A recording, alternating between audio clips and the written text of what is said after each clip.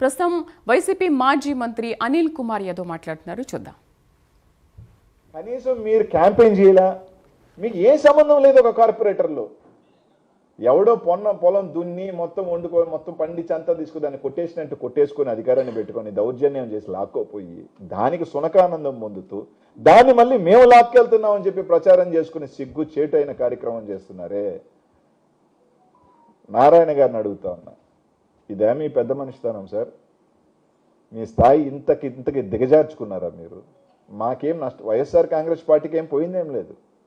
ఇక్కడ మేము గెలిచినా ఒకటే లేకపోయినా ఒకటే, మాకు నంబర్స్ లేవు. కానీ నెల్లూరు నగరంలో మీరు దిగజారిపోయినారు. మీ క్యారెక్టర్ మొత్తానికి నష్టపోతుంది ఎవరంటే ఇద్దరే, ఆర్థికంగాను పాపం డబ్బులు తీసి ఖర్చు పెట్టిన దానికిను వీళ్ళు పెద్ద మనుషులు అనుకున్నామే అని చెప్పి బజారు పడిన వాళ్ళు. కొరవాళ్ళందరూ నాకు తెలిసి ఎంతో కొంత ప్యాకేజో రకరకాలు అసలు వాళ్ళు మెయిన్ వాళ్ళు ముట్టుకుంది. దళారీ వ్యవస్థ ఉంది. మళ్ళీ మేమున్నాం మేమే సెట్ చేస్తాం. ఆ దళారీ వ్యవస్థ బాగానే ఉంది, పుష్కలంగా ముట్టిందంట, వాళ్ళకి ముట్టిందంట. పాపం వాళ్ళకి బొక్క, పేరు బొక్క.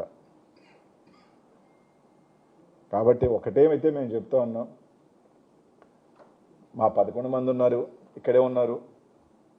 మా కామాక్షి అమ్మ ఇంటికి కూడా పొద్దున్న నుంచి పాపం ఫోన్ మీద ఫోన్లు నానా. అసలు అన్నిటికన్నా దారుణమైనది ఏంటంటే, ఇది నారాయణ గారికి చెప్తా ఉన్నాను, పోలీసు వ్యవస్థకి చెప్తా ఉన్నాను, చంద్రబాబు నాయుడు గారు కూడా చెప్తా ఉన్నాను సార్. ఇది చంద్రబాబు నాయుడు గారు నెల్లూరుకి ఏమైపోయింది,